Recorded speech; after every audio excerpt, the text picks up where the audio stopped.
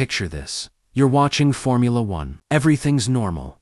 Races are intense. Rivalries are heating up. But behind the scenes, far from the cameras, there's a quieter game being played. A game that might just decide who wins and who loses. McLaren, yeah, the same team that's been shaking things up lately, decided to speak out. But hold on.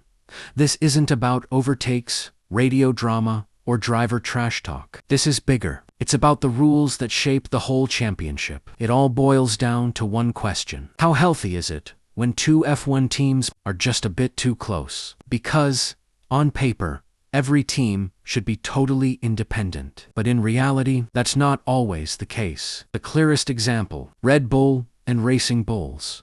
Everyone knows they share a tight boundaries tech, and let's say some strategic teamwork now and then. McLaren boss Andrea Stella admits, today's rules are solid, but there are gaps, and in F1, a gap means opportunity. He's not outright accusing anyone, but he's warning independent teams, like McLaren, need protection from the advantages these team partnerships can bring. If you think it's just paranoia, remember, at the 2024 Singapore GP, Daniel Ricciardo driving for Racing Bulls, the fastest lap point from Lando Norris. Coincidence, maybe.